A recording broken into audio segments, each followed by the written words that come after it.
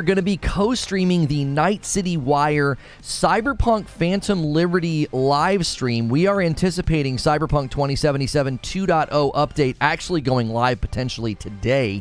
So if you're watching this and it did go live, I will be doing a play session. I'll be starting over fresh. I got the thing installed right now, ready to go on my PS5, all the way updated, and make sure to check out that play session if in fact they did say, hey, you can check out 2.0 today. I'll be watching this and checking my PlayStation 5 for that update. I'm going to end the previous stream. We co-streamed the Nintendo Direct, so if you missed that, go check out that stream, smash the like button and all those things, and I'm going to bring everybody over with a redirect and bring folks over to check out another live stream. We'll also be co-streaming the PlayStation State of Play. There is a ton of stuff going on today, and we are just flying from show to show to show right now, and pretty seamlessly, I might add. So thank you guys so much for coming over from that redirect. If you're watching this past broadcast, obviously skip ahead 14 minutes, and that will get you to the action. Idris Elba will be included in this stream,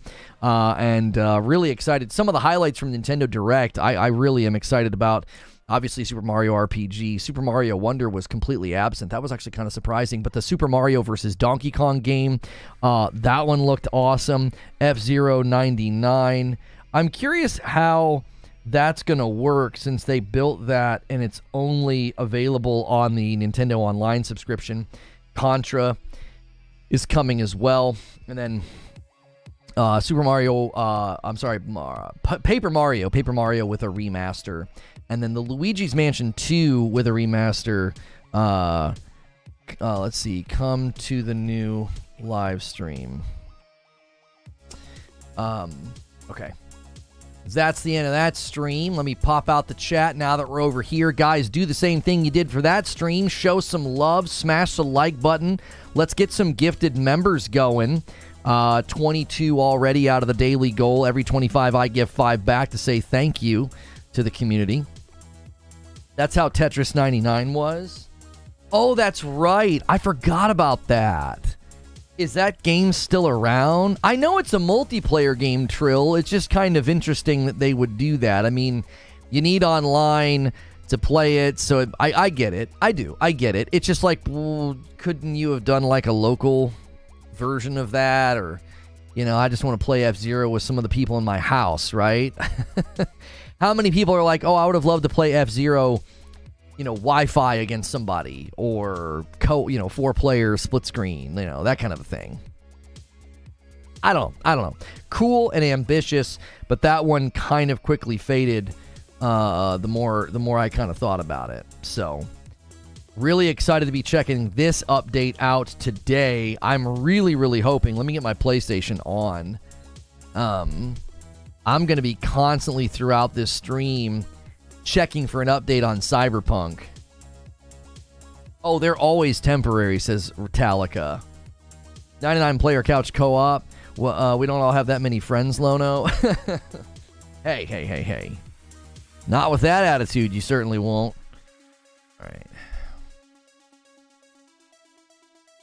The previews had split screen. Oh, yeah, that did, didn't it? Didn't they show split screen? Lono just doesn't want to end up with a game with Metallica again. That's right. Now, did they add this thing for controller where you can do... Where is that setting? Use second controller for assistance. So they have officially turned that on. Use a second controller as an assist controller. Lets you and a person use 2 controllers as if they were a single controller. I cannot wait to use that feature on the PlayStation 5 with Madam. That is going to be fantastic. So, all right, I'm going to keep checking for updates on Cyberpunk. As you can see, wait, what? HDCP? Oh, no. They watched a video in this PlayStation a while ago. Where is that setting? All right, let me turn off HDCP. I'm going to have to reboot the capture card. Hang on. I don't think... There we go. So I got it installed and ready to go, and I'm just going to keep coming here and doing check for update, right? I'll do that throughout the show. I'm assuming at some point they'll I'm guessing.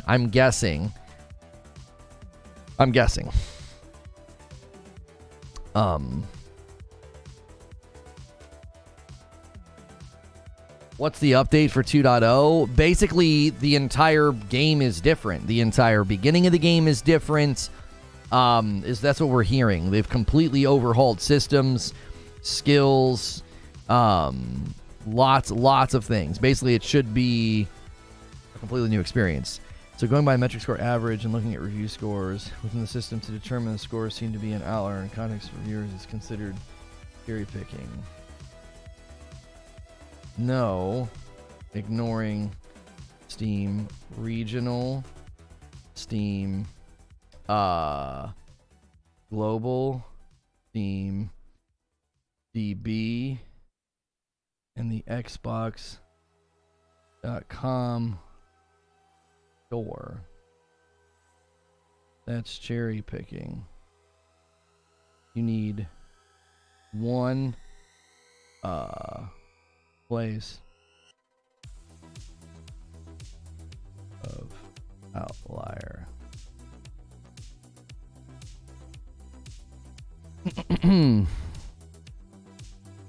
Sorry.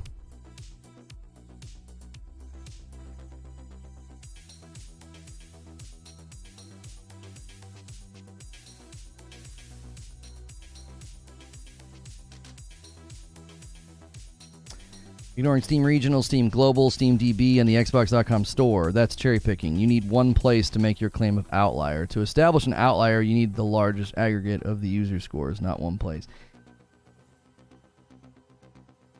Apparently, if you go to Starfield on the Xbox, it has a 4 out of 5. And I'm like, yeah, everywhere else it's not scoring that well. I don't... You're ignoring Steam Regional, Steam Global, you're ignoring Steam Database, you're ignoring the fact, if you go to Xbox.com, right, it has a 3.6, like, Jiminy Christmas. I'll be co-streaming the State of Play at 5 p.m. Eastern, yes. Cyberpunk 2.0 is totally free. It's a free update that anybody can download. Phantom Liberty is separate. It's a DLC that's coming later.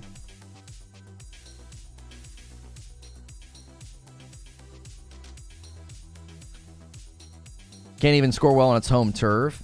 The only place you can go to give that game a favorable score, you have to boot up your Xbox and go to the store there. And you're like, oh, it has a 4 out of 5 here. Okay, it doesn't have a score like that anywhere else. Lono still hating on Starfield? Just drop it, dude. I'm not hating on Starfield. I'm having a conversation with somebody about if you're trying to establish outlier scores, you need to go to all of the places that users are scoring it, not one place. That's the discussion I was having with somebody. We were talking about outlier scores. Like, do we consider 4 out of 10, right, an outlier in the same way that we consider like a 10 out of 10 an outlier, okay? And he was like, oh, but it's got a 4 out of 5. It's got an 80% on Xbox. And I'm like, what about Steam? What about Steam Regional? What about Steam Global? What about Steam Database? What about Xbox.com? It has a 3.6. As soon as you go anywhere else people are playing the game, it's not scoring that well. Like, I'm not hating on the game. I'm having a conversation with somebody about outlier review scores. If you're going to establish an outlier, that's a mathematical term, meaning you would need the total aggregate of all of the scores, not just one place. Well, if I specifically go here, if I boot up my Xbox and I go to the Xbox store, look at the score. Okay, what about all of the other places people are playing and reviewing the game? You see what I'm saying?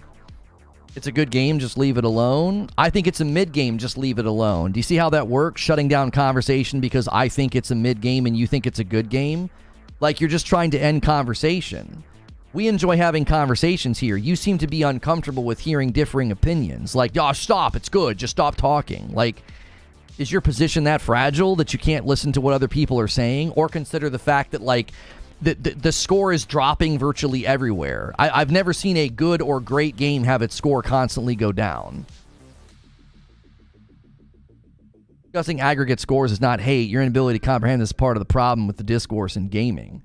Right. Like, Jiminy Christmas. Shocker, people who didn't have to pay for the game tended to rate it higher. I'm so surprised by that. Yeah, big surprise.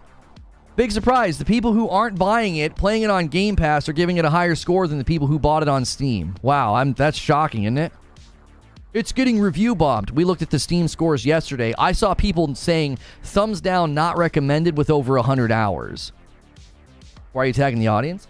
I'm not attacking the audience. You're falsely summarizing what we're doing. We're having a discussion. If you're too sensitive to have a discussion with somebody who doesn't think the way that you think, you are in the wrong place. You're on the internet. I have not yet attacked the audience. Attacking the audience would be me insulting the audience, calling the audience a name. I'm having a conversation with somebody, and somebody told me to drop it. Don't come in here and tell me to drop it. You're trying to end conversation. Telling people to not have a conversation, that's like super dismissive and arrogant. To be like, hey, just drop it, bro. Especially when you're going to falsely summarize what I'm doing. Having a conversation with people about outlier scores. Somebody asked me what I thought about the 4 out of 10 score. And I basically referred to, if you look at how the game is scoring in all these different locations, it's basically a 7. So a 4 is just as far from a 7 as a 10 is, right? They're both 3 points away. And the guy's like, but it's getting a 4 out of 5 on Xbox's store. Okay, again, you're not going for the aggregate of what the users are scoring it. You're going to one location. And when I'm having that conversation, a guy tells me to stop hating on Starfield, or here he is hating on Starfield. Your inability to see conversation or criticisms or, anybody talking about the game that's not like kissing a ring and licking a boot, you just assume is hate. And then he tells me, oh, it's a good game, just drop it. Well, you're clearly just in here, I guess, in your feelings about, like, the games. Like, if anybody talks about it, you tell them to stop talking about it. I've been around people like that in my life. Here to watch Phantom Liberty, all you can talk about is Starfield.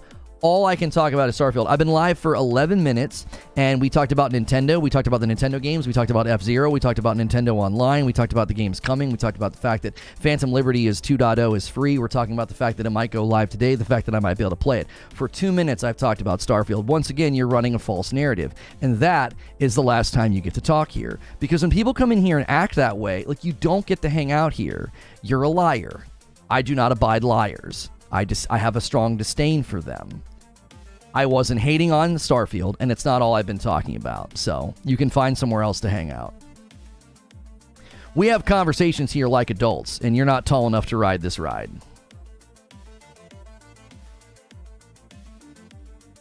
Did you see the link? What link?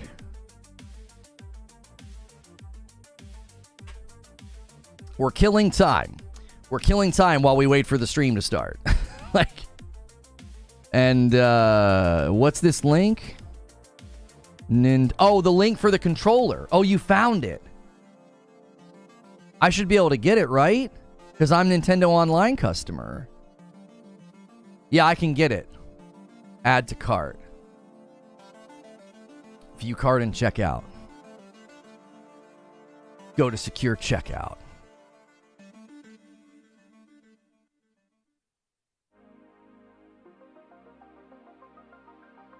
Stoked for Phantom Liberty. I'm stoked for 2.0. Like, I want 2.0 to come out.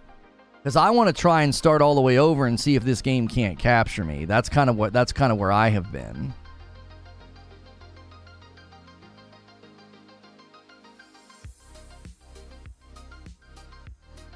When is State of Play? State of Play is at 5 p.m. Eastern.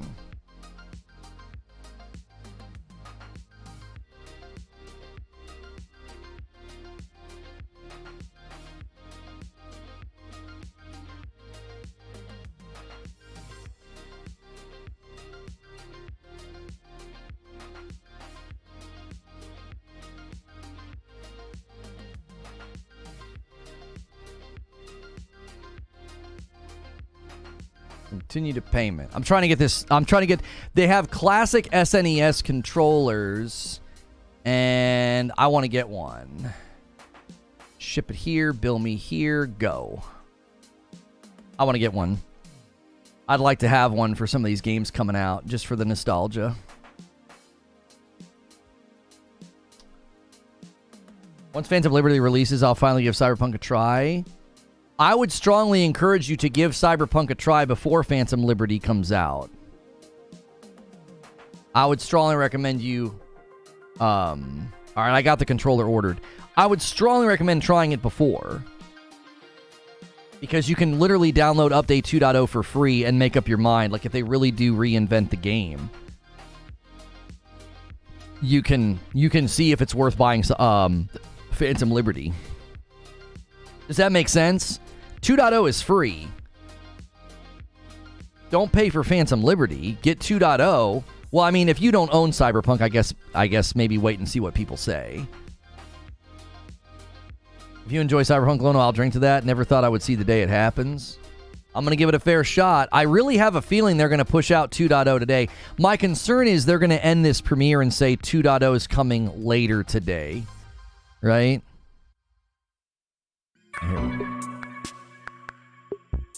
Okay. They always got to blow our eardrums out with the countdown. All right, let me turn my music off. Guys, if you've never been here before, consider hitting subscribe. Consider hitting the like button. We're at 187 likes on the day. There's almost 900 people here, man. We should be crushing the like count. If you like a safe for work broadcast that discusses video games, I am usually in this scene having a conversation, and we've covered Cyberpunk quite a bit. I've actually been one of the more critical voices about the game. It's never really hooked me, and I'm hoping that 2.0 can change that. So, if you hang out long enough, you might get a gifted member, and the best way to do that is to do all the free things. If you hit subscribe, you can talk in my chat. That's free. If you hit like, that's free. Those things help out the video, but it also helps you out. It helps you potentially get a gifted member. Thank you, Pierre, for renewing your membership. Thank you so much. These are really good days. These are really good days to gift members because we have so many brand new people here. And that is a great way to showcase just how generous we are and how awesome this community is.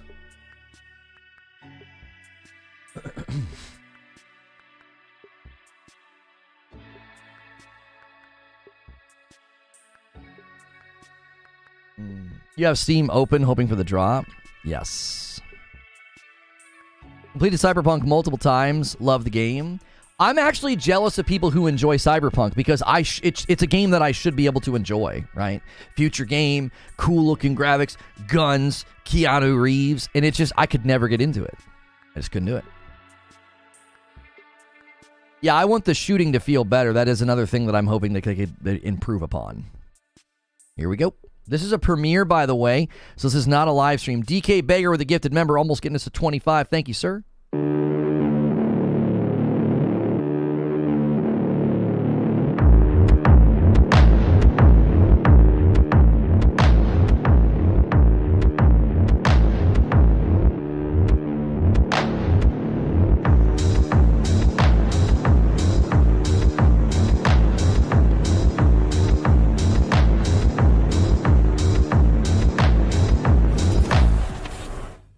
Hello everyone and welcome to this special jam-packed episode of Night City Wire.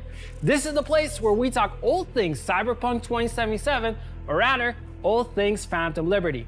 My name is Pavel Busha and I will be your host today, and we have a lot to go through, so let's get started. We've got gameplay, behind the scenes, music, and plenty of surprises along the way. Speaking of, let's kick things off with a world premiere of our brand new Phantom Liberty CGI trailer starring the one and only Idris Elba. Yo, thank you, Abe. Thank you, Stonespire. That's 25 members.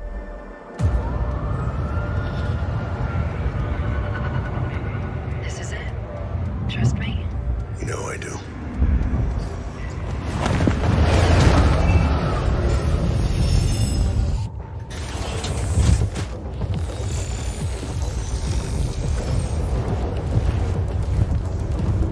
Sony, I'm right where you wanted me.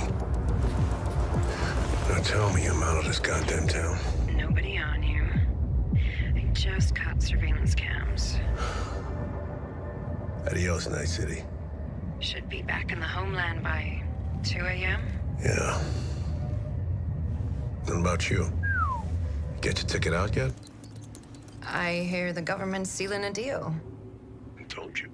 You're the president's favorite. You're gonna walk out of this on a red carpet. Yeah, sure. Hey, you deserve it. I wouldn't be alive if it wasn't for you. You know what I'm thinking about right now? Tell me. taco stand back home. First thing I'm gonna do when I get off this train is head right there. I swear those quesadillas come to me in my dreams. Place sure sounds tasty. Yeah. You were the one that took me there in the first place? Yeah, I remember now. Well, listen, when this is all over, you gotta take a break, you hear me? Tell me, do you copy?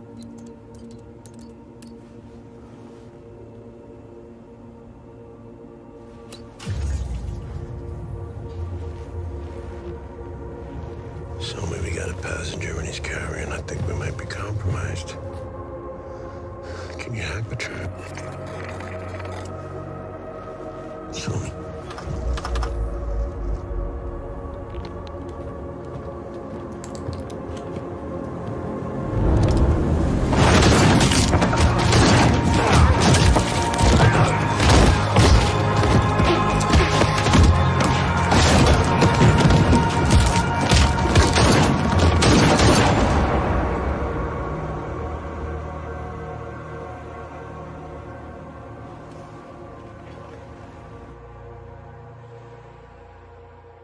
Yeah, that was CGI. That was dope, though. That was really cool. They set that up really well.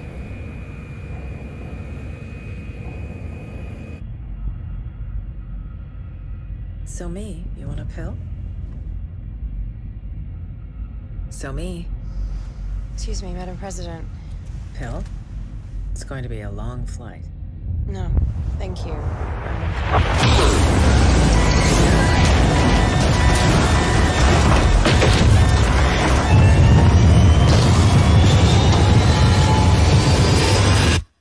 I wouldn't be alive if it wasn't for you. Yeah. Oh, that looks like a sick story, bro. Oh my gosh. Like I said, I've always wanted to love this game. Please, please 2.0 hook me. Come on. What a cliffhanger. Everything you saw in the trailer happened 7 years before Phantom Liberty begins. So there's definitely a lot more story to discover in the expansion. Now we're gonna hear from Idris Elba himself to talk more about the trailer and how he brought Solomon Reed to life.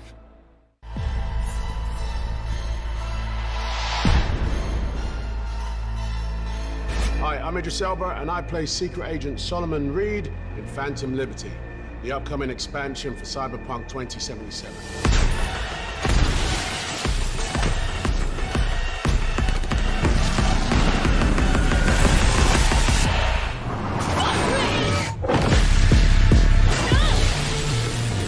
Reed is a professional, someone that's lived many lives. He's basically a sort of secret agent that has worked in Night City for a long time and has been a special ops operator and, you know, basically has kept his head down until now.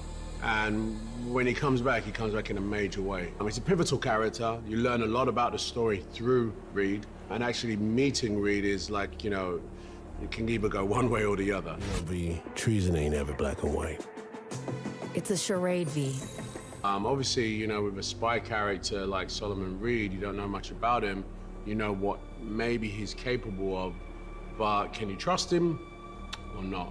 A spy story will make you think one thing, and actually you should be paying attention to something else. Every now and again in the storyline, you actually get some nuggets of who Solomon Reed is, and he's reluctant. You know, he doesn't really like to just open up and say it, but his personal side is definitely one that's filled with torment, betrayal, trauma, but at the center of his personal life is his work. Like, he really loves his job. He's a very, very dedicated agent, and you get to know that as you play with this character. So, in this shot, I think Reed is thinking about all the things he's done as an agent, as someone that has dedicated his life, and now he's about to walk away. And it's symbolized in this huge leap that he's about to make. It's also a leap into his freedom. That's what I love about Cyberpunk, you know, is the technology. The tech is mad. Solomon's right here. He's done. He's on the train. He's about to chill. He's leaving. And also, he has the one person that he trusts to help him make that escape. He's not thinking that anyone could have infiltrated him. No one even saw him get on the train. He jumped from the sky. So he's feeling really good. For anyone who's really looking at this frame, there's a big Easter egg. Look for it. It's there. It's in the frame, but it's a big Easter egg. That's all I'm saying. What about you? Get your ticket out yet? So me. I hear the government's sealing a deal. I remember shooting this, you sit in these sort of like pajamas, basically, with all this stuff all over you, and you got a big sort of camera thing rig on your face. You've got to really get into the imagination of your character. And I remember shooting this, and it's incredible, man. Now look at the detailing on the animation. Obviously, I was there, so I'm acting, but to see it come to life like this is bonkers. Taco stand back home. First thing I'm gonna do when I get off this train is head right there. I swear those quesadillas come to me in my dreams. It sure sounds tasty.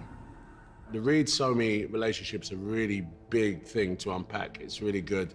I can tell you that, you know, Solomon Reed and Somi have a special bond. More or less, Somi is his protege. He trained her to some degree. He's one that looked out for her. And all I can say is that he trusts her. This is the moment. That's the beginning of the section where it starts to literally crumble for their friendship. Super tense moment there. And this is for Somi, this moment of, you know, do I, don't I? Do I betray a friend? Someone's like a father. She's under incredible pressure that we don't realize. It's either her or him. Yeah, I betray. Show me. And that's why I love this moment, when he touches the door and he's like, Somi, he knows immediately he's been made, he's dead. There is a moment of remorse and a moment of sort of regret, I guess, feeling a bit betrayed from Somi, but that's not what he's thinking about right now. What he's thinking about is like, okay, how do I try and up my odds here and get out? 7 years later. This is the moment that you actually realize that Somi is just a different person. You know what I mean? Like, she's a lot more harsh looking, colder in the eyes. So me, you want a pill? So me. Excuse me, Madam President. Now she Pill? works for the president, It's going to be a long flight. No. but the plane just got shot down.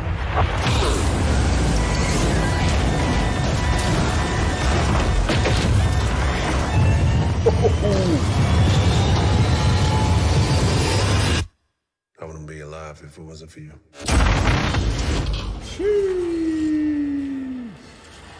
Now that is a good trailer. Get your ammo, assault rifles, tactical gear. Dogtown is, I guess, the most deadly place in Night City. It's a district ruled by militia. It's also sort of like a labyrinth of crumbling infrastructure. And by the way, the scale of Dogtown is incredible. You know, as a storyteller, it's just an amazing canvas. Because it's open world, I mean, you can pretty much go anywhere in it, and it's just like incredible. And the writing in this expansion is really, really good, especially around Solomon Reed. You know, because it's a big storyline and it's really well dialogued. He's a really big character. It's really complex to play, actually. This is the first major game I've done as a voice, major, and it was an easy yes for me because I'm a big fan of CD Projekt from the Witcher games and Cyberpunk. What I really liked about it is the fact that it's so big and a real character study. And it was a challenge for me, I'm not gonna lie, but in terms of the voice, I have to have the spectrum of emotions in the way I speak, in the way he answers. The whole experience was definitely like a learning curve. And I can say I've done it, and I've done it, you know, in a really phenomenal game. Dogtown. Burn it to the ground is what we'll do. It's a simple choice. Them or us. Peace comes at a price. Someone's always got to pay.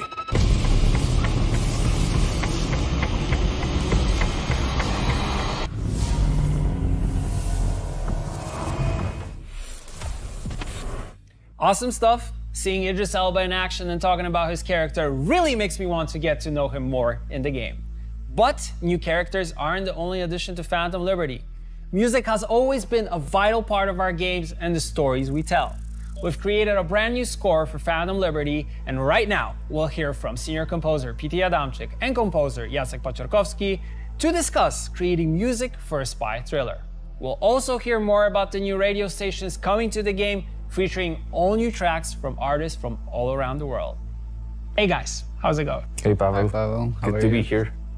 I'm great. It's awesome to have you guys here in the studio, and I want to know everything about Phantom Liberty and its score. So tell me, like, what's going on here? Like, what are the inspirations? What type of music can we expect, and how does it fit into Cyberpunk 2077? Can definitely expect more cyberpunk vibe. Although we spiced it up a little bit more with spy thriller themes throughout the project. We wanted to make players feel like they're secret agents behind the enemy lines, give them the gravity of the situation and also the danger that V is in during their mission. The most influential part, I think, is the new characters that are introduced in the expansion. Yes, because it's a CDPR game and characters make the story. Apart from the spy thriller thing, there's obviously a very deep, emotional and very human story that we're trying to tell. And this time, the main relationship between Songbird and Reed is sort of what we're focusing on musically. It's also, what is the principal theme musically in this expansion. Everything basically like it's always in CDPR games, many different layers, but at the heart of it is a touching story. I'm happy that you mentioned that characters are very important, and I always treat like characters being the catalyst of the story itself. But we're known for our storytelling. There's a lot of things going on, and music kind of needs to play into that in order to have certain emotions come out of players. How difficult is it to like marry all these things together? Well, it's definitely challenging. It was challenging in the base game, and because right now we were so focused on the story of the triangle between Reed, Songbird, and V, that we were able to put even more detail into the sort of musical storytelling for this expansion. So it was definitely difficult, but I think also very rewarding, and I hope it's going to be really enjoyable for the players as well. It is something that I look for when playing a game, kind of seeing how the music affects me. And in some games, it's I think one of the most prominent things. And I also know our community has always been saying that when it comes to music, like you guys always nail it and bring A game always. That's very kind. You have something to add to that? Well, to me, it was actually relatively easy because I came on board only about a year ago. Mm-hmm. So the sound, even for the expansion, was already established. So I needed to fit within a spectrum that was created by PT and Marcin. Also added something for myself, did some gritty synths of my own. So we know we have the basics more or less. Of course, I know that after talking to you guys right now, I really want to listen to it. So question is, when can I listen to it, and when can the people watching listen to the score? So I guess we have some good news to share. Our original score for Phantom Liberty is out right now on all streaming services. Awesome. That's amazing. That's the news I wanted to get. So that's one part of it. And now I feel like we should transition and talk about 3 new radio stations that we have. So we have Darkstar Radio, we have Impulse, and Growl FM. So these are 3 new radio stations that are coming to the game. And let's dive into them and tell me kind of what we can expect. And I'll let you guys just start with the one that you want to start, and then we'll move through the list. Well, Darkstar comes first to my mind because I'm into those moody, dark tracks. We wanted to create a station that combines music from around the world. Mm-hmm. So think of it as a world music of dark dystopian future. Obviously, when you have artists from around the world like Kenya, Uganda, Poland, America, they would interpret their visions differently. Even though it has got that commonality, it is actually a quite various station. Mm-hmm. I think the highlight of it is also there are 2 tracks by Idris Elba himself. Okay. Is he DJing there, or is he like rapping maybe? Like what is he doing there? He is rapping and he produced those tracks. Okay. Yeah, Wow. and we're really thrilled to have them. I think they fit perfectly, both in the cyberpunk context and as well with the Darkstar radio. Is that the only radio station that he had influence over, or are there any other tracks that he kind of dabbled into? Maybe some DJing from him? I know he's known for that. Yes, I mean, that's one of the, again, great news is that we have him as a DJ. Impulse Radio is basically his DJ set, put together from unreleased tracks. Nice. So if you like listening to, modern electronic music, club music, you can put Impulse Station on in one of your cars in Night City and just enjoy Idris's DJ set. It must be also interesting because you guys are working with different artists, like you mentioned, from different parts of the world, and also mixing all these things together, but still trying to keep that vibe of cyberpunk in it. Is it like, from your perspective, was it very hard, or is it something that you go to someone and say like, okay, this is our overall mood, this is kind of, what we're trying to achieve, but then you give people free reign to do whatever they want and what they're kind of known for? We basically try to give them free reign, and we try to direct them very carefully. We want them to be great and to give us tracks that they love and the community will love. We don't want to be micromanagerial when it comes down to people creating music. We don't believe that this is the right way to do it. So, with Idris help and with all the other artists that we worked on, it was, here's the brief. It has to fit into the cyberpunk world context that we created, and that's pretty much it. Okay, cool. So that leaves us with Growl FM as the last radio station, and I know this one also is a special one. So let's talk about it. Everything is very unique. No two tracks are alike, and we're really happy. We were very proud of this station. We're really also very proud of the community. Yeah. So shout outs to the community. It's incredible, but it must be also very difficult to take all these things and kind of, okay, does this fit into cyberpunk? Will this be something that a player will enjoy? But I kind of feel that in a sense, yes, because there are people who kind of like to pretty much like branch out and listen to different things on one radio station instead of having a radio station that focuses only on one genre. The uniqueness was key, really. Yeah. Obviously, the craft had to be there, and the general vibe of cyberpunk had to be, maintained within those tracks. However, there were a lot of tracks that we would, either Martin or I, we would never come up with them, So a lot of those entries were really surprising, but we felt that, Night City is an eclectic world. It's a world of a distant future, maybe not so distant future, but still futuristic. Yeah. So, it can be a melting pot of many different things. So we basically ran with that. It's like, okay, how weird can it be? How different can it be to what we already have in the radio? And, I think all the artists that are on Growl FM nailed it. Thank you guys for joining me and talking about this, because like I mentioned previously, and I'll mention it again, music for me is very important in games. And I think like you both and Marcin also have done a tremendous job in order to bring Night City to life. And also with the artists that you guys collaborated with, they all fit the bill. They enhance the gaming experience. So awesome stuff. Music is also very important to us. I can tell, because you guys can talk about it for days. Thank you for joining me once again. Thank you, Pavaru. Thanks for the invitation. That's some great info about some great tunes. We've heard a bit about Growl FM already, but we want to share even more about this completely new radio station that has been created by you guys, the community. Here's a quick glimpse into a documentary about how the station came to be. Music. Okay, so maybe we should do a radio station. Underground broadcast. You can hear that in Night City in the base game.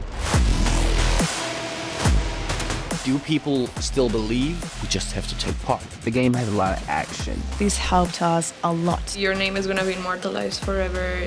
Music can be a legitimate pursuit. I know that Cyberpunk is built in a universe with a lot of tech. It's interesting, it's very fun. You live on the streets and you dream of a big life. Almost no limits on how far we could go with it. Congratulations, you've won. You need to feel that music punches you in the teeth, takes your money and walks away. Like K-pop, like hip-hop, even pop music. It was pretty nice. Ideas keep coming. Hundreds of hours. So that was a bit of a challenge. And I'm really excited to meet the artists behind the music in Gravel Contest. I'm on the wrong side. It's always amazing to see the awesome work of our community, and we can't wait to share the full documentary when it airs on September 18th. Stay tuned to our social media channels for more info. Moving on to our last music announcement. Every good spy thriller needs a theme song, and we're super excited that chart-topping Polish singer-songwriter Dawid Podsiadło has a brand new original song featured in the game titled Phantom Liberty. Here's a teaser with some behind the scenes of how it was recorded. Hopefully it's whitelisted. Hello everyone. My name is Dawid Podsiadło. I'm a Polish musician, and today we're at the studio, and we are recording a song for the Cyberpunk 2077 Phantom Liberty.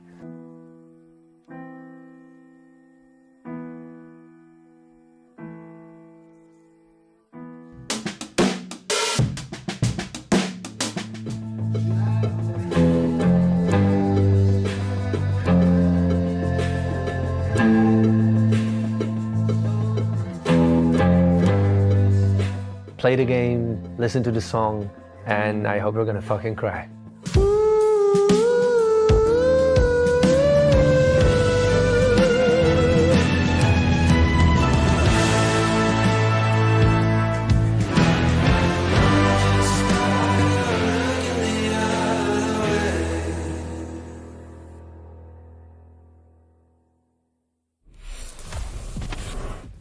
That's After kind of music, sick. let's turn to gameplay. I'm here with game director Gabe Amatangelo to talk about some of the amazing new gameplay personalization possibilities we've created as part of Update 2.0 and Phantom Liberty. Gabe, hello once again. Pavel Burza. I recently learned that in English, Burza means storm. Exactly. So your name is Paul Storm. It sounds better in English when you say it, like Paul Storm and Pavel Burza. It sounds much better. It sounds bad. It sounds like a superhero. It sounds like you're Thor's cousin. I wish. Like, I wish. Thor comes into the battle, does a single target damage. Paul Storm shows up, starts doing AoE damage. Perfect start to the segment that we have because we're Single talking about target gameplay. AoE. Yeah. Combat. Let's talk about it. Combat has changed a lot, but also character customization has changed in terms of the new perks and all that stuff, and we're here to unpack it. So I know you've talked about this already, but give us a general feel of what we can expect in terms of the changes coming with 2.0 and Phantom Liberty. Sure, and like you're saying, there's so much. So I'd like to start with kind of just saying the spirit of it and what was the drive behind it. We want it to, because there's so much potential in the Cyberpunk IP, and when you think about the dark future and cyberware, there's different kind of like super soldier or super merc kind of fantasies you have in your mind, and we wanted players to be able to realize that and play it and feel it. And so we've basically changed the perks around. Like, I mean, there's stat increases and stuff like that, which is always fun in progression, you know, getting incrementally more powerful, but we really focus it on the actions, the things you can do, right? And so we've added a suite of things you can do that tie into different themes, and then of course players can mix and match and come up with their own unique styles. Yeah, that's really cool, and I like the customization part of it, that, you know, there are some things that we can do in terms of, like, we'll actually show some options in terms of what you can build, and we have the help of designers to guide us through it. But you can actually do like a mixture of a assassin type ninja, or a character that is more like Hulk smash, I want to go in and destroy stuff, or a stealthy netrunner that has like these quick hacks and stuff like that. There's so many cool things to unpack here. It's you can be a stealthy netrunner, you can be just like a direct, going out there and just like wrecking stuff, blowing up machines and stuff, netrunner, hacking stuff. But yeah, there's so much nuance as well, and we're going to talk more about players being able to explore the nuance later. Exactly. Okay. One other thing in terms of like general stuff, something that is kind of general, but it's new, and it's not very general, but it's interesting, is the relic skill tree. Something that we unlock through the story, and what does it bring in terms of gameplay? So the relic, as you said, tied into the Phantom Liberty story, and it's towards the beginning. It's within the first few minutes, so this isn't spoiling anything. And you've seen in the trailer, if you've watched the trailers, Somi reaches out to you through the relic. They're in a dire situation. It's the only way she can get to you.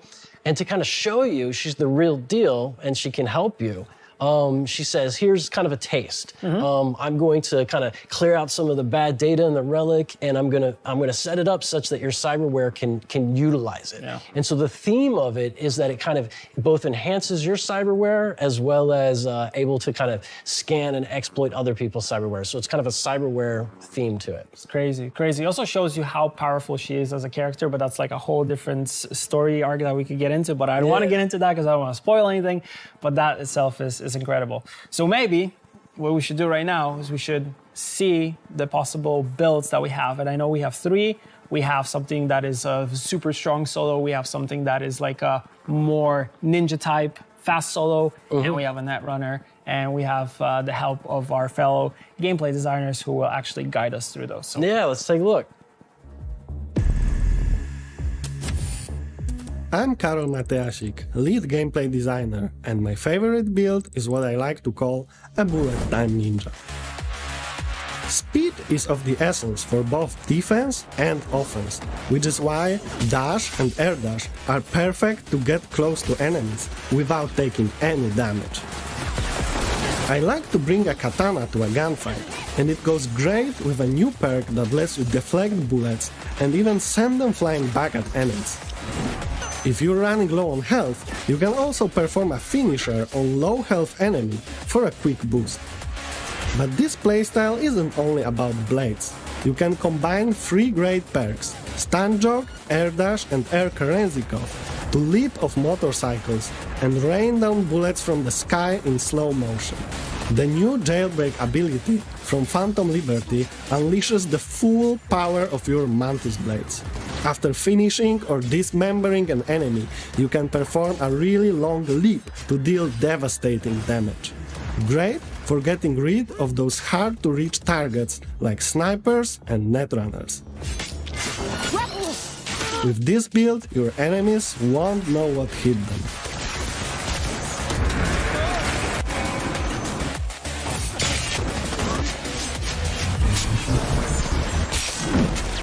Awesome. Bullet time ninja. Yes. That's so cool. Like you're moving, they can't even see you. You're just jumping in, mantis blade, katana, like going crazy, going ham on them. Two favorite parts. I love the dash to the person in the guard tower or whatever. Yeah, that's so high up. Yeah. That was fun. But my favorite part was I like to bring a katana blade to a gunfight. Well done, Karol. That was a good one. Yeah, it really showcases this build. This has actually been one of my favorite ones when I was playing Phantom Liberty. And with all the gameplay changes, like this one, I feel like this is kind of my go-to. Which my previous go-to was kind of like a stronger solo, but we'll have that as the last video. But now I think we should jump into the netrunner. Yeah, let's check it out. Hi, I'm Yulia Primak, a gameplay designer at CD Projekt Red, and I love playing as hack-and-slash netrunner. The best part of being a netrunner is, of course, the hacking, and now it's more powerful than ever. With the new Quick Hack queue, you can stack up to 4 hacks on a single enemy and play around with some devastating combos like Contagion and Overhit. It's pretty deadly. With Overclock, you can gain an extra edge by sacrificing your health to cast hacks with almost no limit. With Update 2.0, netrunners can even take over cars, transforming vehicles into ticking time bombs. Once you're up close, it's time to whip out the Monowire. With the Relic skill tree from Phantom Liberty, you can power it up even more. Now netrunners can combine physical damage and upload control hacks onto enemies. I can't wait for everyone to try it out.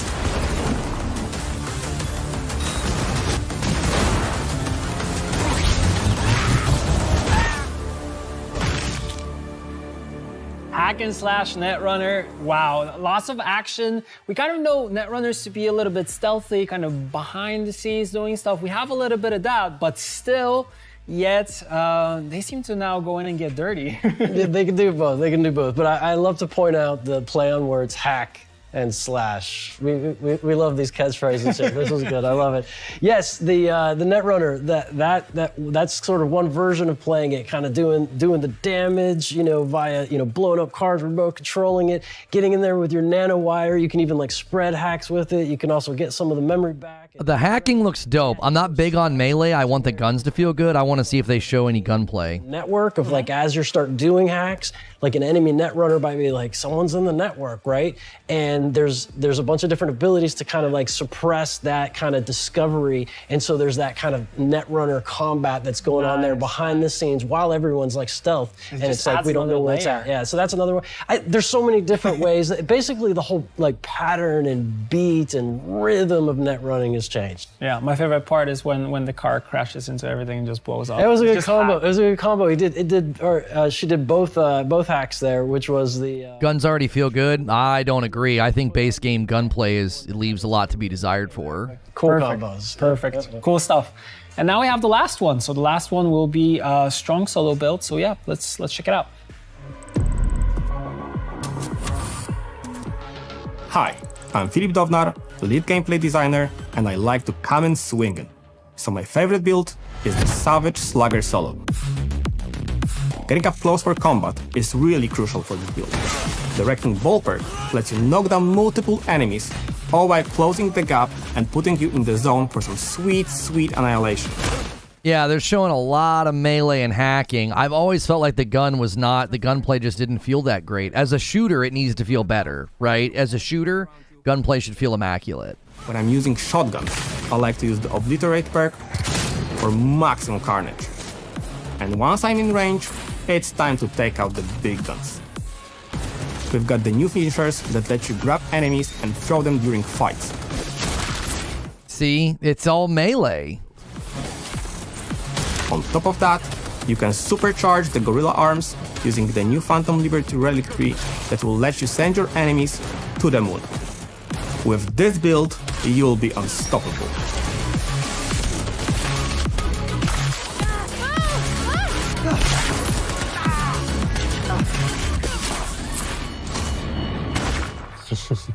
Mayhem. The throw at the end. The Savage Slugger Solo. That's 3 times fast. Yeah, that's so crazy. Like throwing people, like at the end, he's just like, woo, and it just flies.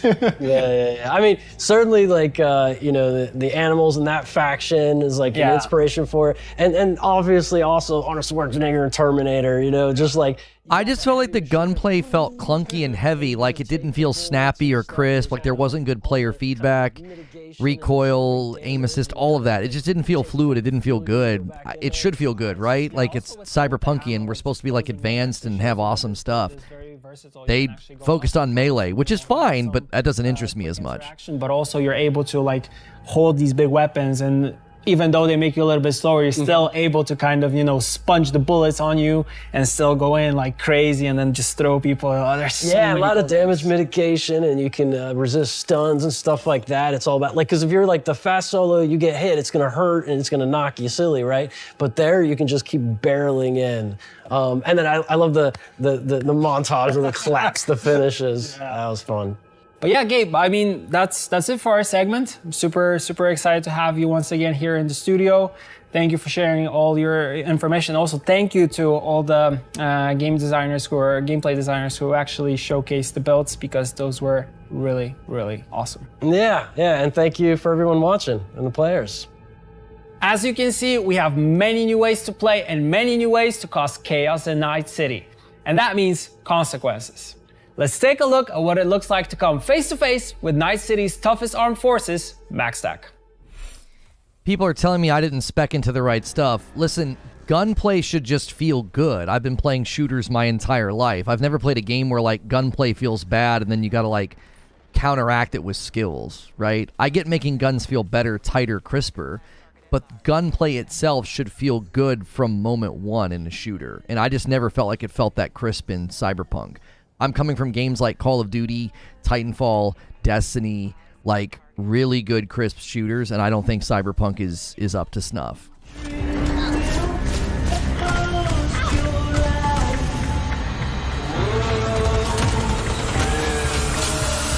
It's an RPG, so I played plenty of shooters that are RPGs, and the guns still feel good from the beginning. They don't feel bad. Update 2.0 will release on September 21st for free for anyone who owns Cyberpunk 2077 on Xbox Series X, S, PlayStation 5, 21st. And PC. That's just 1 week away. And if you want, it's not an FPS. Sure it isn't. With the redesigned perk system before then, we have a cool surprise for you. Right now, you can create your own build and experiment with all the new perks, including Phantom Liberty's Relic skill tree, with our Build Planner. Head to the Build Planner website now to see what kinds of builds you come up with before the launch of the update and the expansion. Yeah, 21st, that's like 5 days before. Thanks for tuning in. I hope you're excited to play Cyberpunk 2077 Phantom Liberty when it launches on September 26th. We'll see you then in Dogtown. I always love when people defend the shooting in Cyberpunk by saying, it's fine, it feels fine. And then when I point out some of the issues, you're like, it's not a shooter. It's an RPG. You understand that that's a false dichotomy, right? Like, it's an RPG and it is also a shooter. All of the gameplay, I mean, she's holding a gun in the promotional art. like the idea that it's not a shooter, like the conversation always goes the exact same way. It's always the exact same way. It's like, the shooting is fine, and I point out, I'm like, it's kind of clunky, doesn't feel so hot, you gotta spec it. People, you gotta spec it to make the guns feel good. No, I've played plenty of shooters in my life that have RPG elements, whether it's Destiny or Far Cry, even Titanfall 2, like, I know it's not an RPG, but base gunplay should feel good. RPG should come along and enhance the gunplay. I'll give you an example. Basically, every RPG I've ever played that has melee-based combat with blocking and parrying. The melee-based combat, the blocking and the parrying, it feels great from moment one, and you get better and stronger as you spec.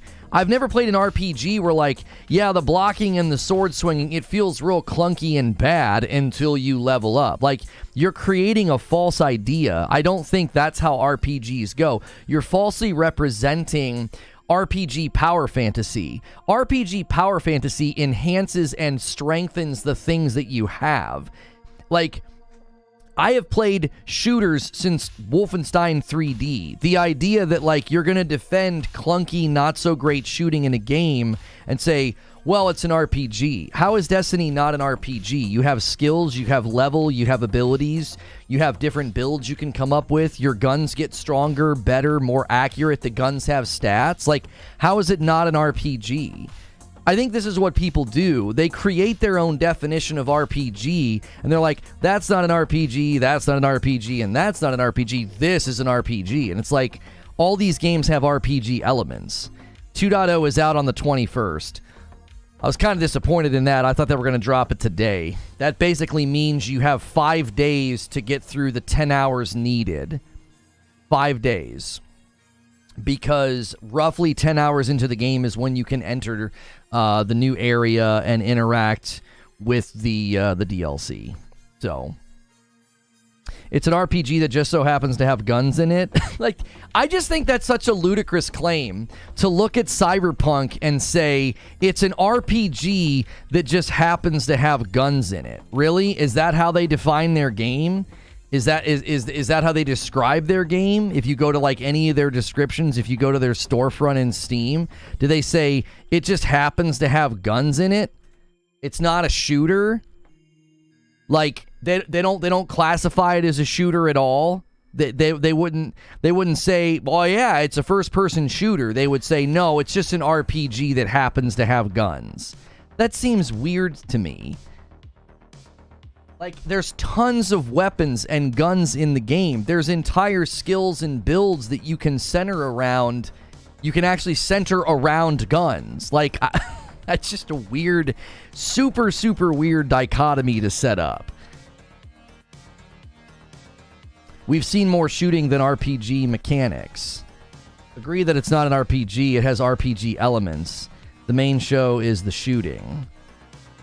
Destiny's an action RPG. I would never clarify it as a classic or just RPG. That's what I mean. Like, all games have different attributes. There are games that have RPG attributes, action attributes. This game has those attributes, but it also has shooting. Like, you're literally picking up guns. Half the things they're doing in the early game center around the fact that you have guns. But it's not a shooter? Yeah, we will be co-streaming the Sony State of Play later, we will. What did I miss? Apparently, Cyberpunk shooting doesn't need to feel good because it's not a shooter, is the argument that we're having right now. What happened after the sword play? They basically said, here, they showed like a sword build, they showed the hacking build looked really fun, and then they showed another melee build with like a hammer. And I just remarked, I said, I was hoping they would really show some of the shooting. Have they really improved it? Have they made it any better? And people were like, it's not a shooter. It's not an FPS. And I'm like, what? What do you mean it's not an FPS? From the very beginning of the game, you're getting in shootouts. Like you're getting in shootouts in the car. You're getting in shootouts in a building. And it's not. It's an RPG. I'm like, what? Like, I've played plenty of RPGs. And the base combat, blocking, parrying, all those things always feel good, and the RPG elements enhance them. If I played an RPG, and the sword swinging and the dodging and the blocking and the parrying, if all that felt really crappy in the beginning, clunky, heavy, and awkward, you're not going to come back and be like, well, you got to spend some skill points. It's like, no, that's not how power fantasy in an RPG works. Power fantasy in virtually every RPG I've ever played enhances and increases the power of the things you're doing. It doesn't fix or polish the rough edges of combat. Like, I think you're grossly misrepresenting what RPGs traditionally do to combat and to how they're experienced. I mean, historically speaking, an RPG would be tabletop and you're rolling a dadgum dice. Like, you don't even have an actual, oh, your sword feels better now. Like, it's turn-based. So, like, you switch from a sword to an axe, and then you roll the dice, and you get a certain amount of damage. I played a lot of shooters, and Cyberpunk's problems was never the gunplay.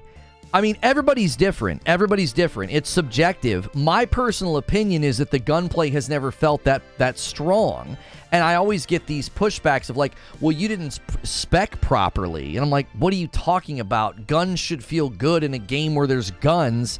They should feel good. They should have good player feedback, good recoil, good handling. Like, all those things should be good. They should feel great. I shouldn't have to spec to fix those things not feeling not so great, right? You're on the minority side here. How do you know that? Can you substantiate the entire community's feelings about shooting? Clearly, shooting's not front and center. They didn't even show any enhancements to shooting, any shooting builds in the trailer. It was all melee-based, melee and hacking. The last time I played Cyberpunk was when they pushed out the next-gen update. And it just didn't look like it wasn't performing that great on my PS5. I was still getting hitches and snags, and I was like, yeah. And then when I heard about Update 2.0, I was like, I'm going to start a fresh character and see if the game can't hook me. I've just always felt gunplay was the weakest point of the game. I've had plenty of big-time Cyberpunk fans agree with me on that. So saying I'm in the minority, apparently you know the entire community. That's interesting that you can do that. I've spoken to plenty of people who are big Cyberpunk fans. They're like, yeah, shooting's not really the center stage. Doesn't feel that great. It's not. I've had plenty of people say I had a much better time when I spec'd into Melee. I've had a lot of people tell me that. 5-spot from King Sovereign. Kingdom Come Deliverance, the swordplay feels awful until you develop the skills to utilize them. It depends on the type of RPG you're playing. I'm not talking about getting better or finessing. I'm talking about the game feeling clunky and heavy. Have you ever played a game where you just feel like your character doesn't move fast enough? Your weapons aren't quick enough, snappy enough. There's a clunkiness and an awkwardness. You've never played a game like that? Like, if I play a game like that, I'm not going to keep playing and be like, well, when you hit level 10, you can really smooth that out. No, it should feel nice from the beginning. It's called player feedback. It's called fluidity. It's called moment-to-moment action. It shouldn't feel like I'm sort of tripping on the game. That's the point. Is I've played plenty of platformers. I've played melee-based combat games, Souls-likes. I've played shooters. And if those core elements don't feel good in the beginning, you can't defend and hand wave like, well, you just got to spec. You just got to spend some skill points. No, the game should feel good from moment one. It shouldn't feel sloppy. It shouldn't feel clunky. You can't justify bad feelings within the game's movement and stuff by saying, oh, it's an RPG. Okay.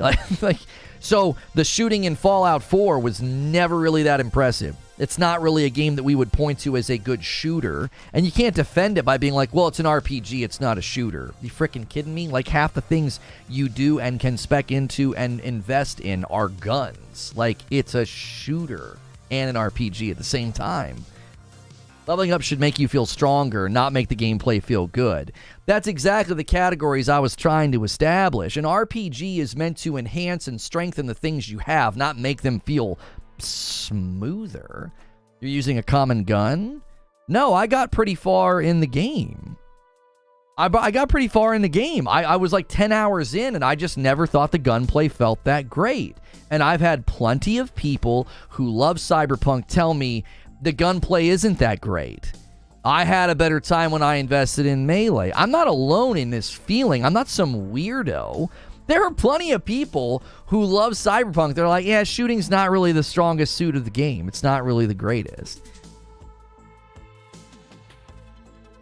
Everything you're saying is bad is exactly what Escape from Tarkov exactly is. I mean, that's a false equivalency. We're not talking about a game that encases power and upgrades within the nature of power of the game itself. We're talking about a game where I'm playing by myself. Like, the actual content loop of Tarkov centers around things getting better and smoother. Trill Troll with 15 months says, it's not a first-person shooter, Lono. It's just an RPG that has lots of guns in first person. Thanks, Trill. Sorry I missed that. You shouldn't have to level up skills for basic gameplay to feel good. That's exactly right. 10 hours is nothing for an RPG. That's another gatekeeping hand wave to act like, well, you haven't played enough. Listen, if I've got to play more than 10 hours for your guns to feel good, you got any dinosaurs on your dinosaur tour? Do you have any guns that feel good in your gun game? Like, if I got to play more than 10 hours for gunplay to feel good, because, well, I've played long enough to invest and spend skill points, get the frick out of here with that. That's plenty of time in the game, okay? That's plenty of time in the game. So, shooting gets better after the 50th hour. Yeah, like this idea, like, well, 10 hours isn't enough. Get your nonsensical hand wave gatekeeping out of here. That's plenty of time in a game to come to a conclusion about what I like and don't like. Nah, you got to keep playing. You got to get to the 25th hour and have a capstone skill tree, and that's when guns feel good. Oh, stop. That's ridiculous. Thanks for the 5-spot Phantom. I tweak my sensitivity in Cyberpunk to make it feel better, but sometimes I wish I could plug a mouse and keyboard and play it that way. I agree gunplay's clunky. It makes me not want to play the game as much. Can't justify bad gunplay from the jump, but you can justify decent gunplay that gets better if you invest in guns. That's what I'm saying. Like, you have to have a base level fluidity that feels good. Like in a Metroidvania or a platformer, like the jumping and the movement needs to feel good, and then you enhance it as you go. Yes, I got all the way to Keanu. And we ended up doing some mission where we went and talked to some person. I've gotten fairly far. If you're going to try to gatekeep my opinion on Cyberpunk, you're barking up a really, really bad tree. You're just barking up the wrong tree. You're making a fatal error. I've gotten very, very, not very far. I've gotten substantive play sessions in multiple times.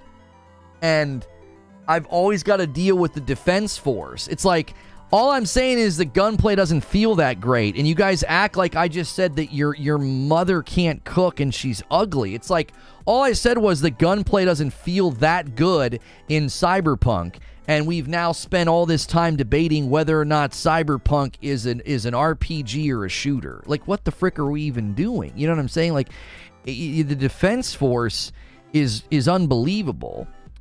It's, where did I put in most of my hours? I played on PS5. We have all the play sessions on this channel. I was trying to find it. On PlayStation 5, it's cleared out my my time. It doesn't show me having any playtime because I have fresh installed it today on my wife's PS5.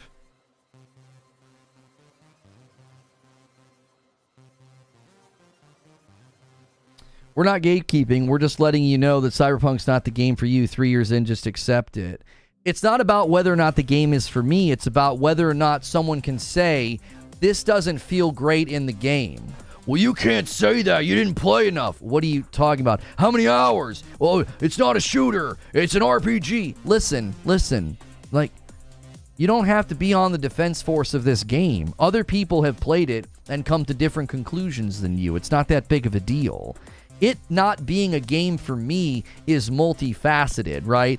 I didn't find the dialogue, the voice acting, I didn't find the narrative to be that compelling, right?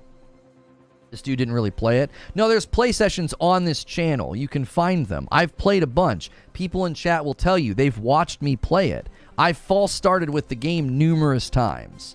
I've gone through the entire opening. I've gotten all the way to Keanu. I've gotten all that way. I've given this game multiple chances, and I always felt like shooting's kind of rough.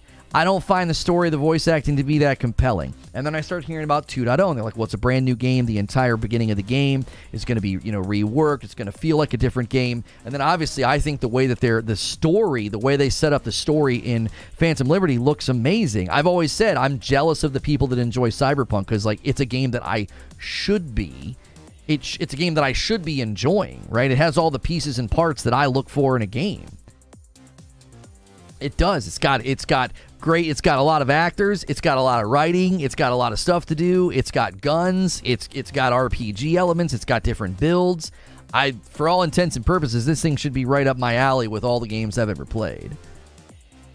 The voice acting was fantastic. I thought the voice acting, everybody sounded like they were asleep. There were a couple of people that were really, I thought, stand out.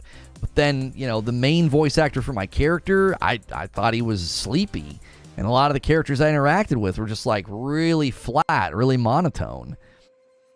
You can get to Keanu about 45 minutes. I mean, I played a lot more than that. When we added up all the hours, I think I got to be, it was somewhere between 10 and 12 hours. It was somewhere between 10 and 12 hours is where we ended up.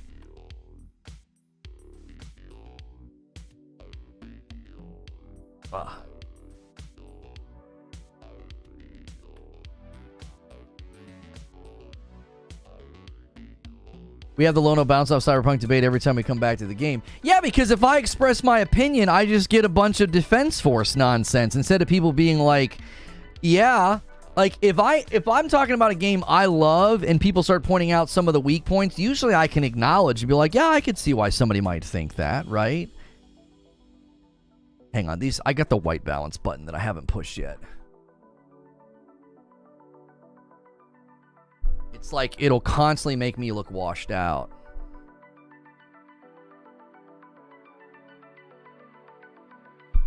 If I don't push that button, it's like... It's an opinion. You don't like it. Most of chat does. Did you poll chat? Most of chat likes Cyberpunk? When did you do that? Nothing Lono has said is controversial at all. I can relate to his points about the gunplay, and I'm a huge Cyberpunk player. Thank you. Like, I've had so many Cyberpunk players say, like, yeah, gunplay could use some work. It doesn't feel that great. Yeah, some of the voice acting's not that stellar, right? You legit said you were hoping 2.0 to bring more. Why are people attacking you and now giving your thoughts? I think it's one of those games where I think we've seen similar things with Starfield. It's one of those games where if you've poured in a ton of hours, you're like, I don't get why people don't like this game. I don't get why people don't like this game. Oh, this game is so good. And so you have a really, really hard time It's not sympathizing. It's not empathizing. Resonating. You have a really hard time resonating with what I'm saying. You're like, what are you talking about? It's like when you really like a movie or a show, right? You're 5 seasons into a show and someone's like, I thought that show was boring. And you're like, oh my gosh, what? Right? Your opinion is wrong, though, but it's fine. Sure, I'm pointing out things that have been commonly criticized by other people, even fans of the game, but my opinion's wrong. Sure, that makes sense.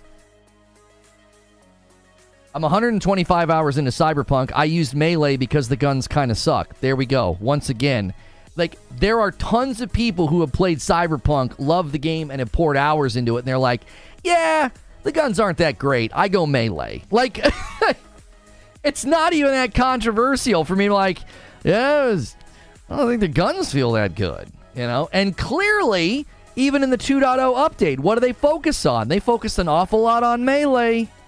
Because I think they know that's where lots of people landed. Like, they know, right? They know lots of people like melee, so let's spend a lot in melee, you know?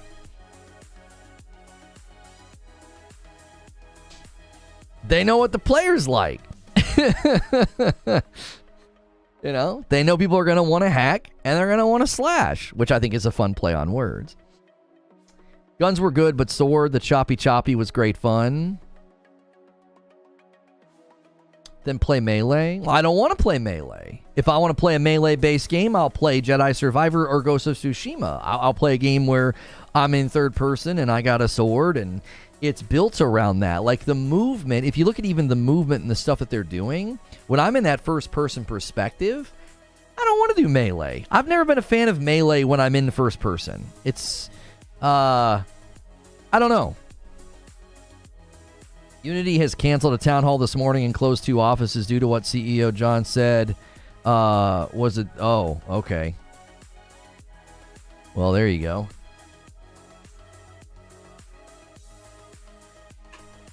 I did Gorilla Arms and Adam Smasher with Hack, of course. It was fantastic. I didn't kill Adam Smasher afterwards, though, when I beat him. The gunplay could be better. Yeah, that's all. That's all I'm saying. That's all I'm saying. I would have loved for them to have done a pass, like a quality pass and a tuning pass on the shooting. That's all. You know, tighten it up a bit. That's it. You know?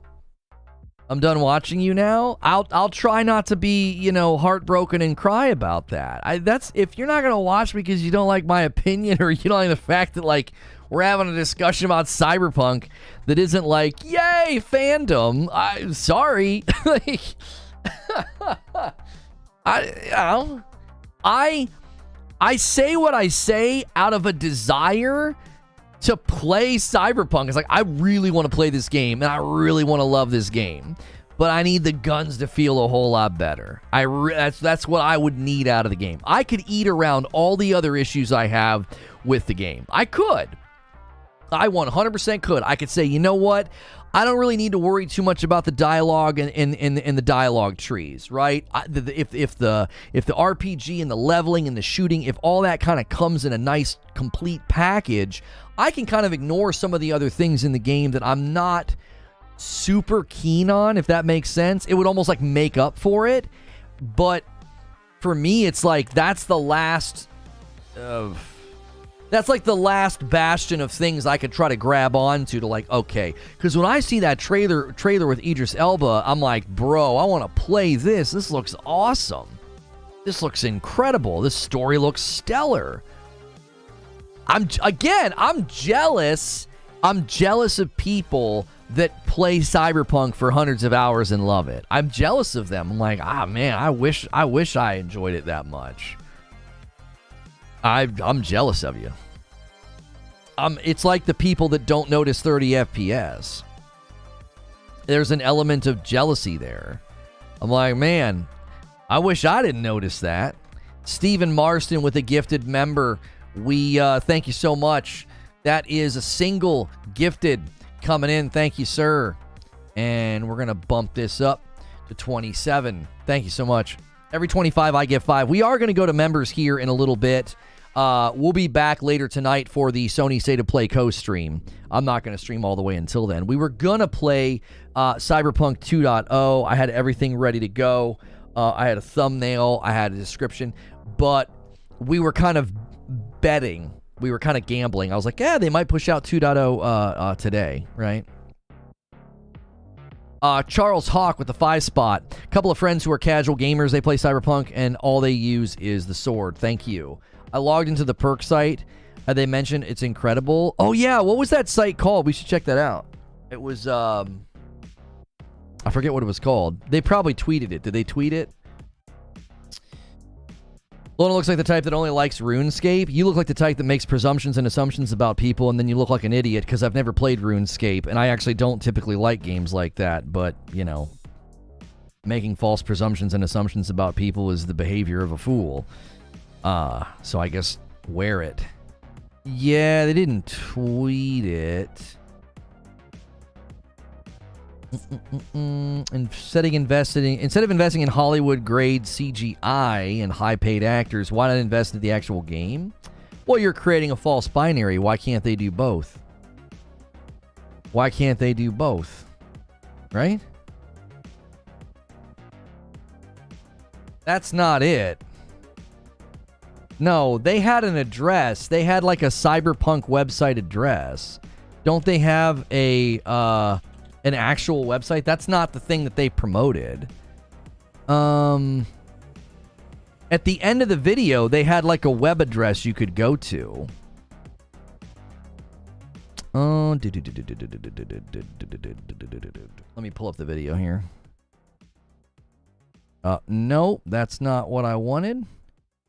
That's a guy playing. And this is what we want. It had like an official web address. Cyberpunk.net build planner. There it is. Thank you. That's the one I wanted to take a peek at. Let's take a peek at this. You found something else. You found like somebody's like it looked like a homebrew thing. Okay. Or like they built it. Okay, here we go. Allow cookies. Okay, so this is their website. They got, okay, body, raw physical power, reflexes, maneuverability and ability to evade, technical, techie know-how, intelligence, net running, relic, and then cool. Your assassination skills and stealth. So where would the gun stuff fall? Right? Rip and tear. So are these the capstones up here? Yeah, these look like the capstones up here. Unlocks slow health regen in combat. Fury Road. Vehicle collisions. All right. Reflexes. Okay, so it looks like reflexes, you can affect some of your shooting here. We got like aim speed. We got stamina cost for shooting with AR and SMGs. So you can do that. Reload speed when above certain stamina. Recoil when aiming. You can lower that. Effective range and accuracy. Weapon swap speed. So this is where I would want to go, this tree. Right? Aiming no longer slows movement. 7% crit and crit damage per stack. Negative on the stamina cost for automatic weapons per stack. Negative stamina cost for hip firing. Okay, so what do we use to get here? Suspend in the air during duration. Improves midair maneuverability. Dash stamina costs go down here. Okay, what do we got here? Stamina costs for dodging and dashing. Allows you to shoot while dashing. 100% mitigation chance when performing a dash. Wait, what? Mitigation grants a chance to reduce incoming damage. Oh, so you get 100%. Ooh. So you basically get iframes. 40% stamina after neutralizing an enemy. And you start down here. Faster you move, the more difficult enemies to shoot you. Allows you to reload weapons while sprinting. allows you to shoot while sprinting, increase slide distance, increase vaulting. See, this all the way to over here sounds freaking phenomenal. And then you come over here for blades. So this is where I would not go. Yeah, blades. And this is... Okay. So what do we have over here? Shooting the same target 7 consecutive times deals bonus damage equal to 100% of the total damage from those shots, or swapping submachine guns is faster and automatically reloads them. 22% fire rate after swapping.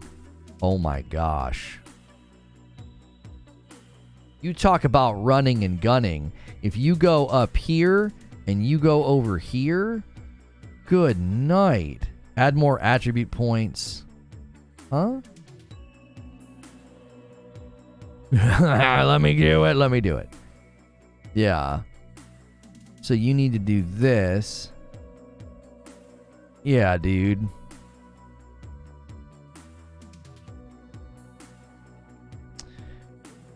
I have a problem. I'm obsessed with Starfield being a bad game. Need therapy. Cyberpunk is helping. I'm assuming that you're in here on an alt, mocking the fact that I've been in therapy since 2018, and making fun of people that seek out the betterment of their mental health. I feel pity for people like you, sad little children that haven't extended beyond their adolescent view of the world. Unlocks new ways to exit vehicles. Oh, that sounds cool. Ready, rested, and reloaded. Wait. Oh, I can just start over here. Oh my gosh. Yeah, dude. Yes. Yes. See, this is where I would go. I would go over here. And I don't know. I think I would do this SMG thing.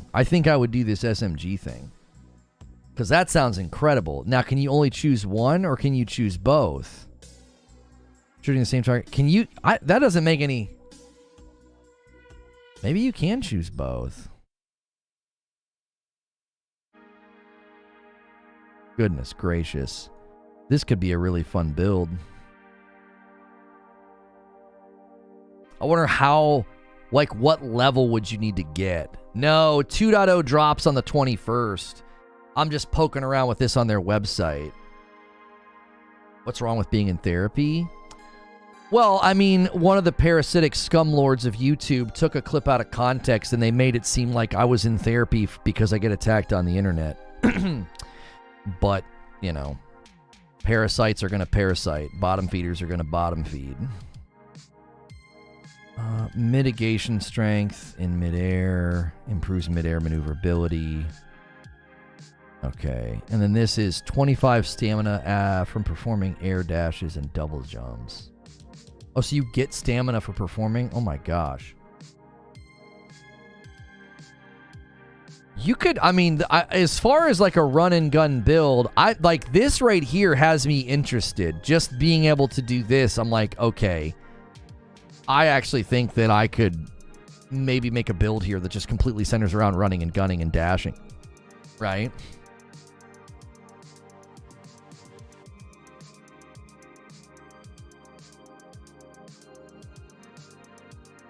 Even if you were? Yeah, imagine considering the ramifications of constantly attacking and harassing people on the internet and what it does to their mental health, right?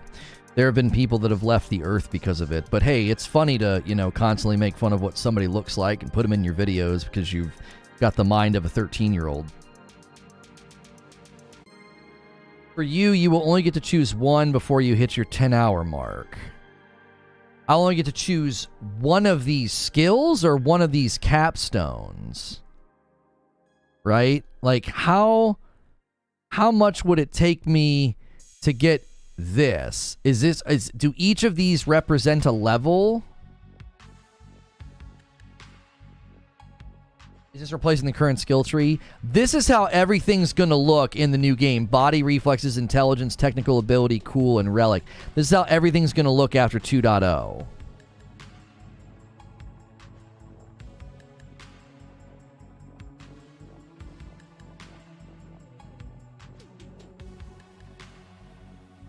They're ready to do early access for Hades in Q2 of next year. Nice.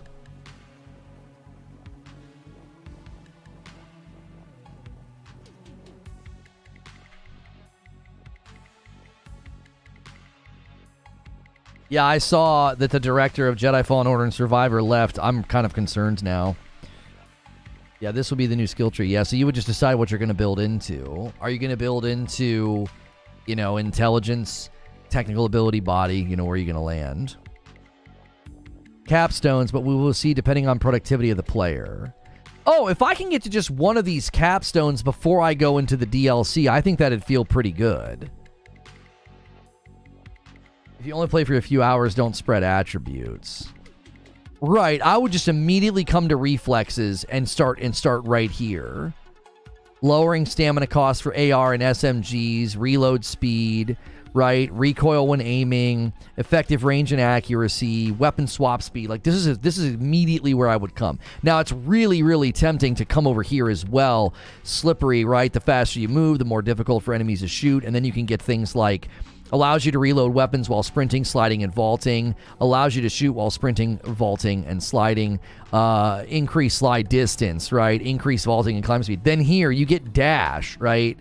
It'd be really hard not to also come over here. Because combining these abilities with these abilities just sounds awesome.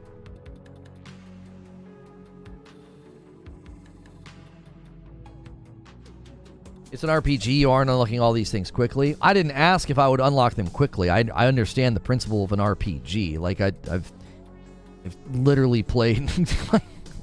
Sometimes I think you guys forget that, you know, I'm not like an AI that you have to feed information to. Like, I played RPGs. I know that I was literally asking, like, how quickly could I get to a capstone, right? Because every game's paced differently.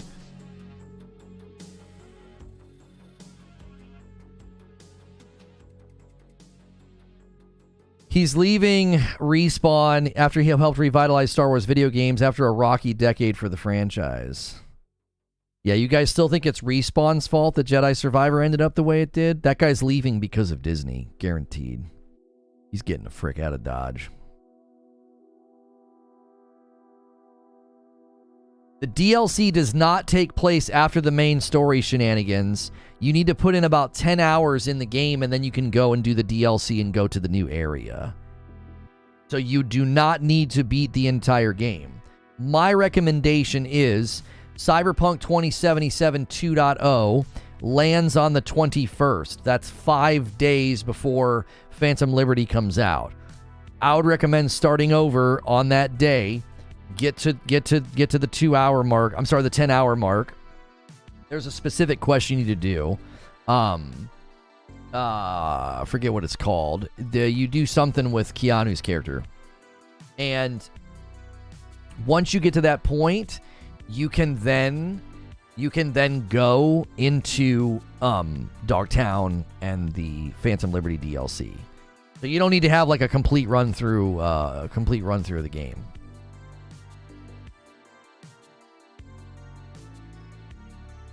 Max out cool, slap silencer on a hand cannon, one shot everyone, profit.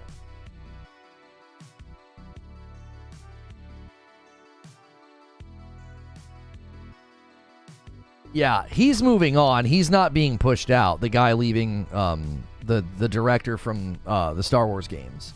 Yeah, I think I'm telling you, all the problems that they were facing, I think they're staring. I'm not kidding you. I think right now, the Star Wars franchise, as far as games are concerned, they're staring down the barrel of Disney saying we want a new Star Wars game every 6 months, and that guy's like, I'm getting the frick out. I don't want anything to do with this. It hurt Jedi Survivor, and it will likely hurt more games. It will likely hurt more games. So.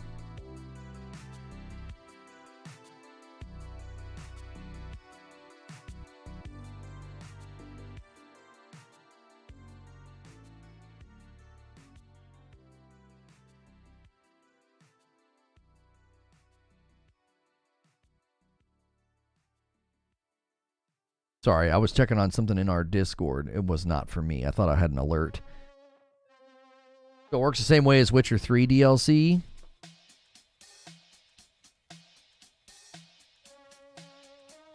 Yeah, I'm thoroughly enjoying Survivor right now. Heavily enjoying Survivor right now. It's not a shooter. Yeah, it's not a shooter. There's just entire skill trees dedicated to making shooting feel better. But you're right. Yeah, this is not a shooter, guys. It's not. You know? I mean, you've got capstones specifically for submachine gun swap and reload, a capstone for shooting the same target consecutive times, dealing bonus damage, an entire skill tree dedicated to shooting, but it's not a shooter. Because here in gaming, we create false dichotomies.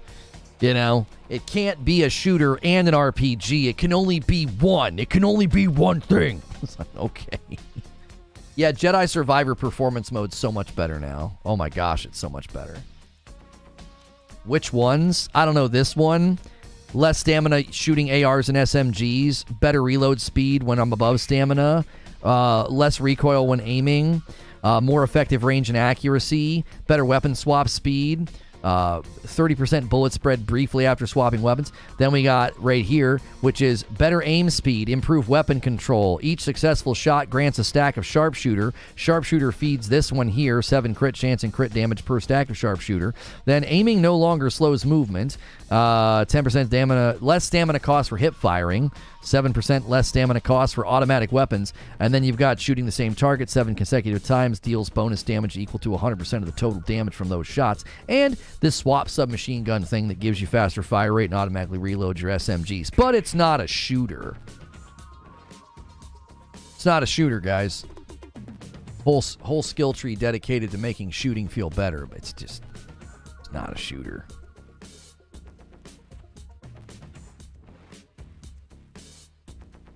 That's perks.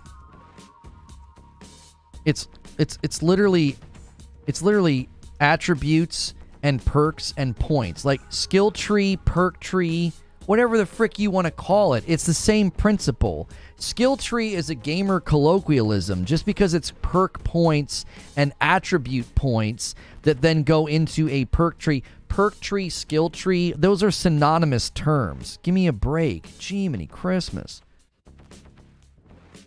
Like, they're interchangeable. My gosh.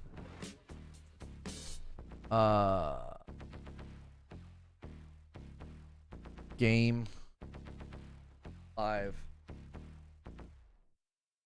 Debrief. Okay.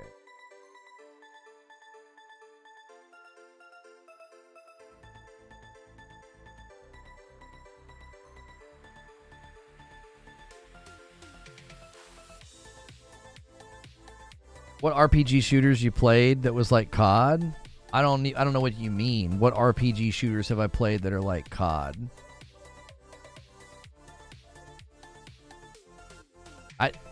I'm just curious why the fact that it's an RPG do we say that the shooting doesn't have to feel good? That's just so weird. It's like, well, here's a bunch of shooters that feel really good. This game can't do that because it's an RPG. What? I don't understand. That logic is so weird to me. It's just bizarre. Oh, well, because we have skill trees in here, the shooting can't feel good. What? Huh? What kind of nonsense? What kind of backwards nonsense are you talking? Like, the devs get together and they're like, we really want the shooting to feel good in this. What are you talking about, Dave? This is an RPG. We're not worried about that. It doesn't have to feel good. Yeah, the shooting, I think Borderlands is a great example because Borderlands has skill trees that are very, very similar to this, and the shooting in Borderlands started to feel better as time went on. Borderlands 2 felt better than Borderlands 1.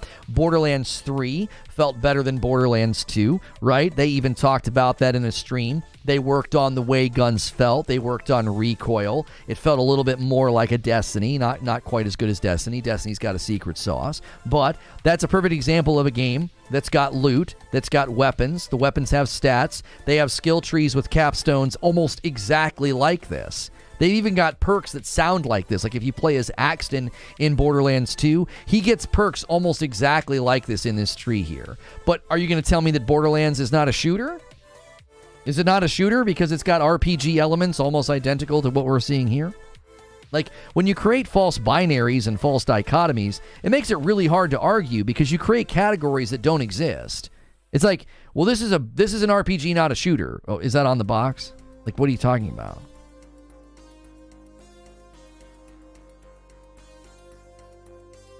Borderlands gunplay is second to none. Each gun felt different. I've played shooters that felt better. I would not say Borderlands shooting was second to none. I think it got better as time went on. Hang on, I gotta dismiss automated odds.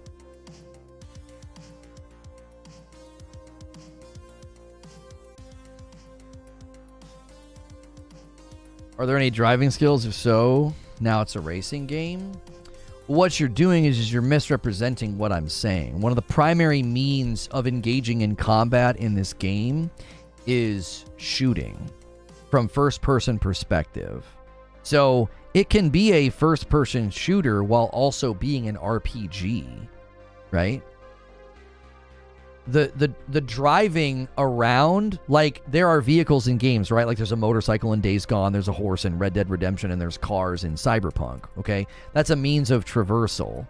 That's not how you're engaging with the game's content loop. You're not racing around tracks. There aren't, like, laps, right? So the idea is that if you're going to claim a game is not a shooter, when one of the primary means of combat is shooting and a whole skill tree dedicated to shooting, you're just creating a really weird non-category.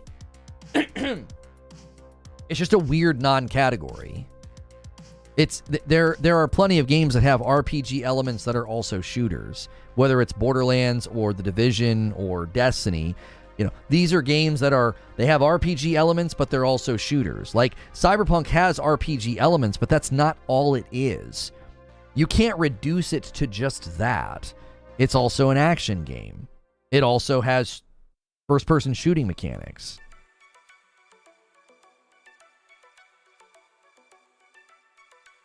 Soldier of Fortune had better gunplay. I don't agree with that. That's ancient. That's a lifetime ago.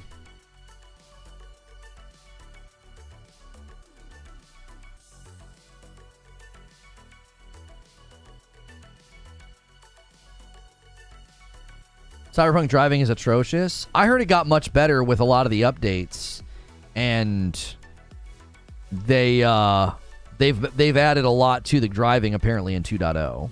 RPG elements don't make them RPGs.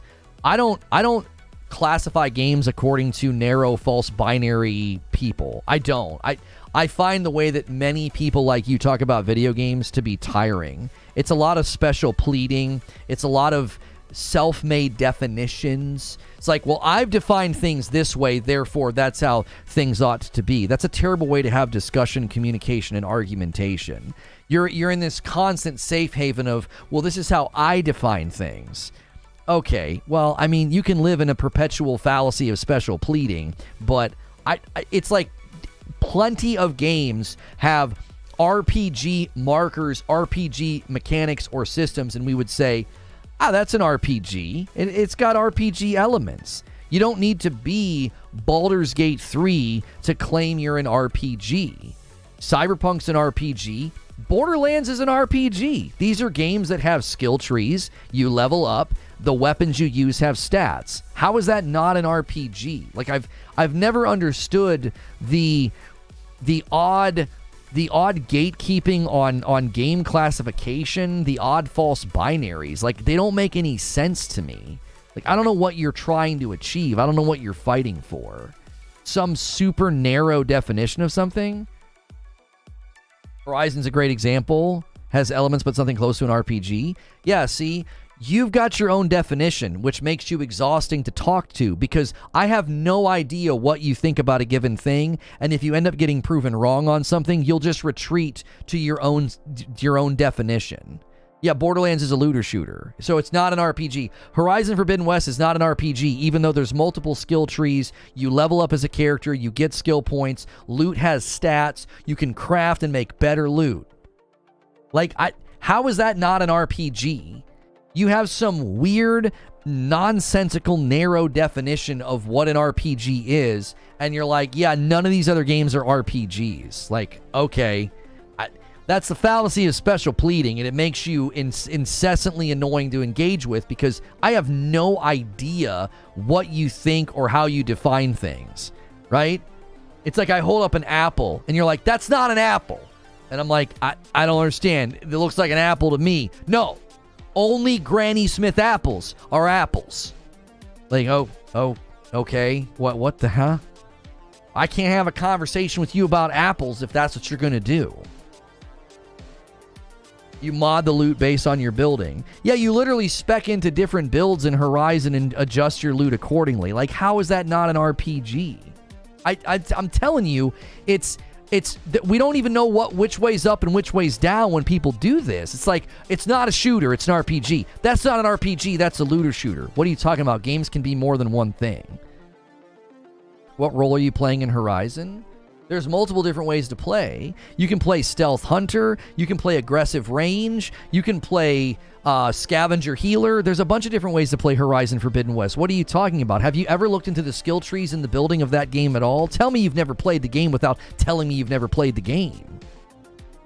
These games classify themselves as RPGs half the time, and then people want to do this weird gatekeeping special pleading.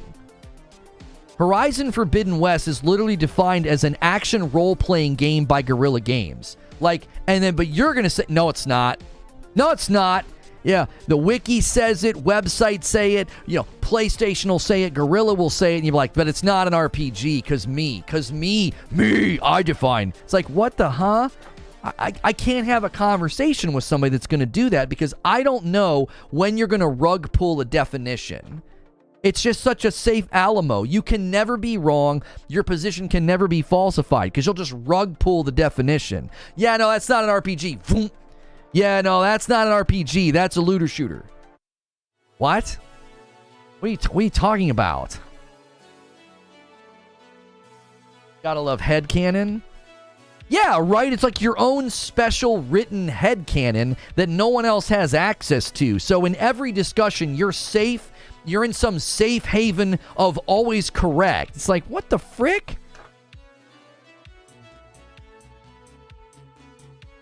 What's Destiny 1 called? I mean, Destiny refers to itself as an action MMO. And I used to have this discussion with people all the time. It's not an MMO. They call it an action MMO. I don't know what you want me to say. You can unlock all those things in a single playthrough. You can't do that in RPGs like The Witcher and Baldur's Gate 3. Oh, that sentence is so juicy. In RPGs like The Witcher 3 and Baldur's Gate 3. Almost as if you just accidentally admitted that there's different types of RPGs. Ladies and gentlemen, that's called a cell phone. When your own sentence denies your premises. Whoops a daisy.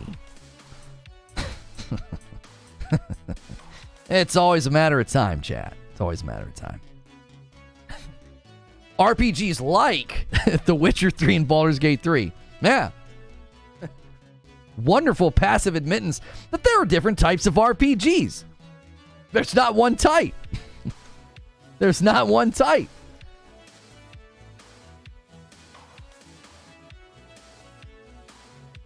Eugene says, what y'all need to start saying is because it's an RPG, I don't care about the shooting as much because that's not what you're saying.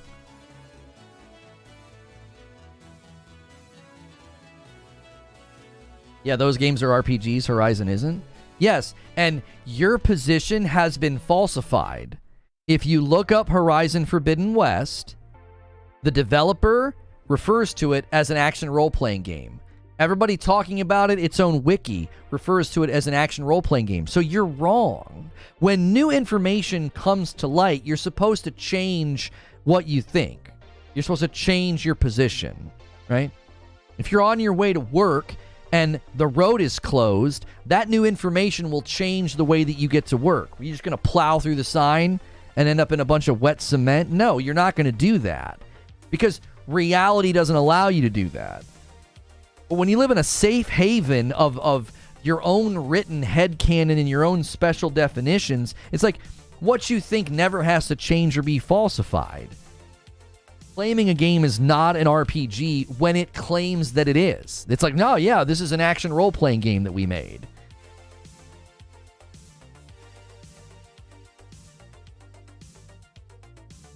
There's different types: JRPGs, CRPGs, action RPGs. Remarkable. That's remarkable. You just admitted that you're wrong. Again, like, Horizon is an action RPG. Do you know what RPG stands for? So when I kept saying action role-playing game, you know that's what I was saying, right? I was the R, the P, and the G stand for something. They stand for role-playing game. So when I kept reading the Google and the Wiki and the description that said that Horizon was an action role-playing game, I was saying as an action RPG, right?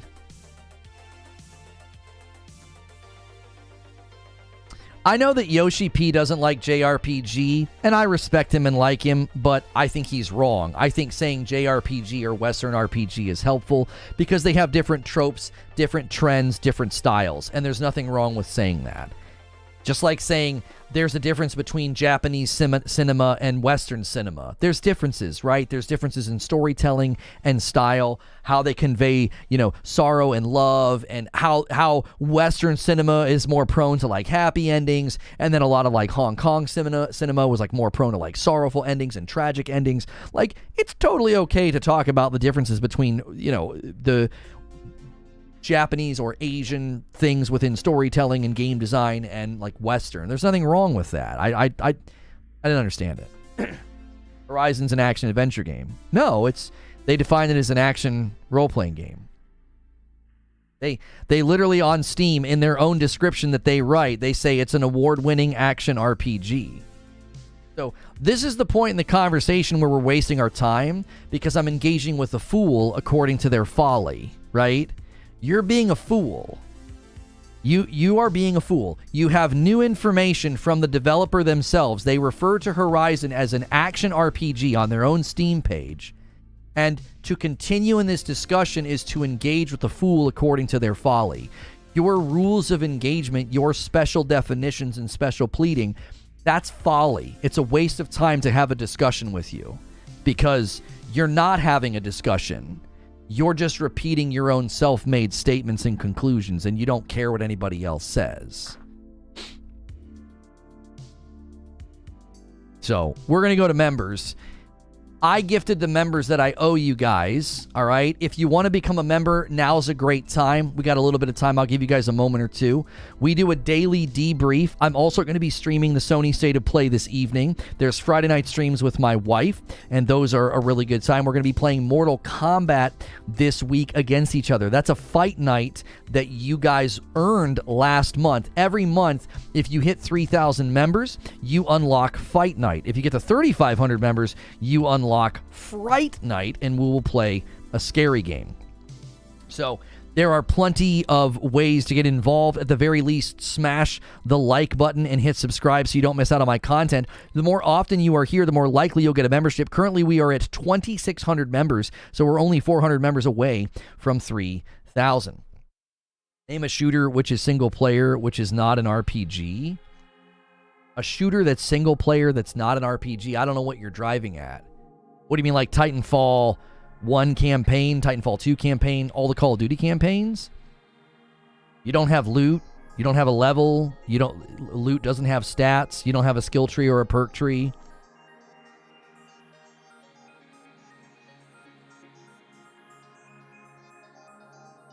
So, if you want to come along with us, here's the deal. We welcome disagreement and discussion. I've only banned people that have come in that were being haters or being nasty. There was a couple of people, obviously, on alts that they just made today as well, and they were just trying to stir the pot, right? They were just trying to frustrate the conversation or frustrate the flow, right? Now, if you like discussions, if you like debate, even if you don't agree with anything that I've been saying, that's fantastic. Stick around. Hit subscribe. You don't want to miss what we do here. We will be going live this evening, a little bit before State of Play, which is at 5 p.m. Eastern. According to this, they're going to be State of Play returns today with a look at indies, upcoming releases, and a new slice of Helldivers 2 gameplay. Well, there you go. We'll go live around 4:30 p.m. Eastern for that, in anticipation of the 5 p.m. live time for State of Play. So make sure you guys are subscribed to the channel with notifications turned on so you don't miss out on that. And we'll be able to do that. I'm playing as a character. No. Nobody today in this discussion has defined a role-playing game as a game where you play as a character. You're completely shifting goalposts. No one said that. I've consistently said there are markers of an RPG in the games, and then I cited a bunch of things. So what you're doing is you're failing to listen, okay? I said there's a skill tree. There's loot. The loot has stats. You level up. As you level up, you invest in stats and perks and builds. And then the loot that you find gets stronger, better, or has different stats that then complement your build, right? Those are markers of an RPG. You're whittling it down to, well, you play as a character. Okay, I never defined RPG in that way. So you're doing both straw man and goalpost shifting in one fell swoop. That's two fallacies baked into one. It's a 2-for-1 special. 2-for-1 fallacy special. I'm going to move the goalpost and create a straw man. Nobody said that an RPG simply requires you to play as a character. No one has said that. Like E.T. on the Atari, that's an RPG. No one said that. Every time this discussion comes up, I've had this discussion many, many times, I always list off all of the markers. These are things that we see in RPGs. When they're present in a game, it shows up in different ways. CRPG, JRPG, Western RPG, Action RPG, right? That's your definition, then you're right. It's not even my definition. Look at the games we're talking about. When you go to their own storefront, their own developers refer to their game as like an action RPG, like Horizon. It's not a matter of, well, that's your definition, you're right. No, there's an approximation of vernacular within gaming. There's an approximation of vernacular that we can use and have understanding. And people that insist on narrow, false dichotomies, false binaries, special pleading, their own special definitions, you're not conducive to conversation because you walk in the room and you're like, well, actually, that's not an RPG. It's just not. Well, look at their storefront. They call it one. What do you want me to say? Guerrilla doesn't know what their own game is? So should we come to you, all holy arbiter of gaming terminology? In order for us to have a discussion about video games, you have to have an approximation of vernacular. What kind of terms and colloquialisms and things are we going to use?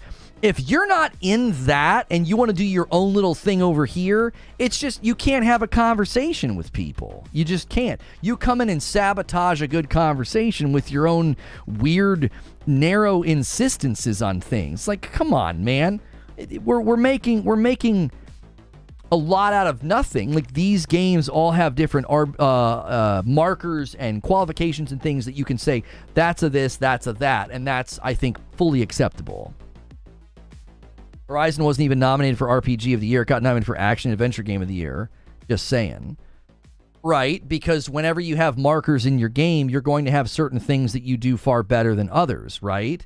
So in the action category, it excelled. In the RPG category, it's not going to go toe-to-toe with something that focuses far more on RPG elements, right? So like Baldur's Gate 3 will outclass most RPGs. Even action RPGs, it's going to outclass them. Why? Because, well, the action RPG likely is going to lean more on action elements.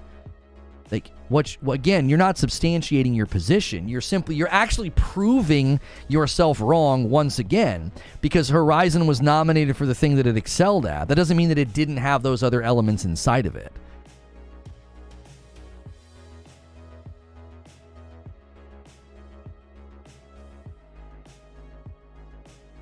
Game Awards always get the RPG genre wrong. I mean, I don't pay much attention to what makes it and what doesn't. So, prime example for why we need targeted gifted. I mean,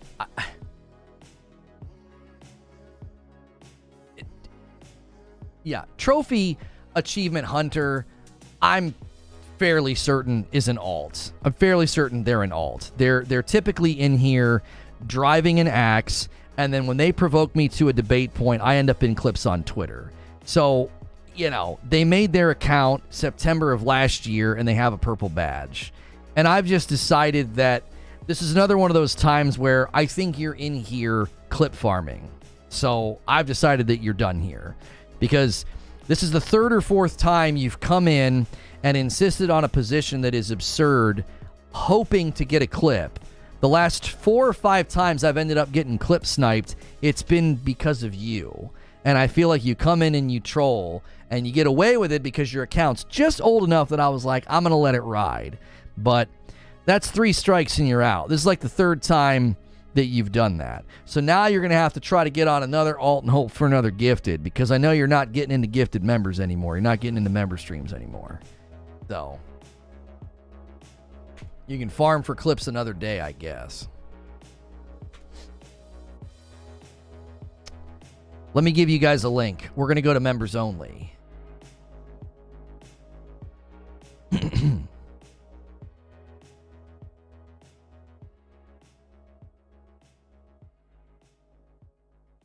Okay. All right, that link in chat is the members only stream that we're about to head to. Yeah, I deleted that comment, Eugene.